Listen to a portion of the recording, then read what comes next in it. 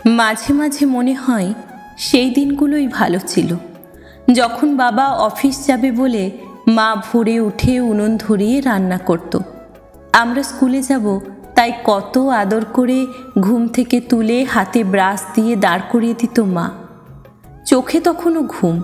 মনে পড়ে স্কুলে কিন্তু আমরা হেঁটেই যেতাম, বেশ খানিকটা দূর হলেও। স্কুল বাস বলে আমাদের কিছু ছিল না। স্কুল থেকে ফিরে মাঠে খেলতে যাওয়া ছিল না, কোচিং ছিল না।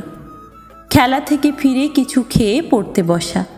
ঘুমে চোখ বুজে আসছে, ইতিহাস না ভূগোল পড়ছি বুঝতাম না, এত ঘুম।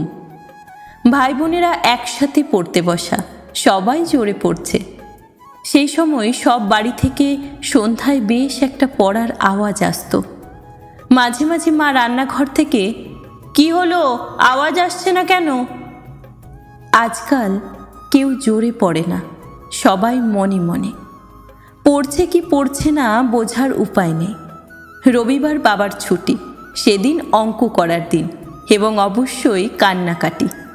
তোর দ্বারা কিছু হবে না এরকমও শুনেছি, কারণ বকা মার খাওয়াটা স্বাভাবিক ছিল। এখন তো শুনি পরীক্ষার আগে পড়াশোনা না করলে, মা বাবা বকলে আত্মহত্যা করে বাচ্চারা। এছাড়া ছিল রেডিওতে বড়লিনের আসর শোনা। রবিবার বিকেলটা পড়াশোনা করতে হতো না, হয় সিনেমা বা শীতকালে সার্কাস বা মামার বাড়ি মাসির বাড়ি ঘুরতে যাওয়া। টিভি ছিল না, কিন্তু সেই নিয়ে কোনো দুঃখও ছিল না। আজকাল মোবাইল চেয়ে না পেলে আত্মহত্যা করে। আমার কাকু একটা টিভি কেনেন, পাড়া শুদ্ধ লোক খেলা থাকলে সেই টিভি দেখতে আসতো। কই, কাউকে তো দেখে মনে হয়নি অখুশি। সবাই মিলে হইচই করে খেলা দেখা হতো। শনি রবিবার সিনেমা। রুকাবটকে নিয়ে খেদ হয়, এই কথাটা তখন শিখি না। তার জন্য কেউ টিভির কেন্দ্র ভাঙচুর করতে যায়নি। আর একটা জিনিস, লোডশেডিং। বিকেলে ল্যাম্প মুছে তেল ভরে রাখতে হতো। মা সব করে ফেলতো। লোডশেডিং হলে আমরা ছাদে চলে যেতাম। 2 ঘন্টা 3 ঘন্টা অন্ধকার। ছাদে শুয়ে বাবা তারা চেনাতো আর কত গল্প শোনাতো। যখন আলো আসতো, লাইট এসেছে লাইট এসেছে বলে একটা আওয়াজ উঠত, বেশ মজা লাগতো।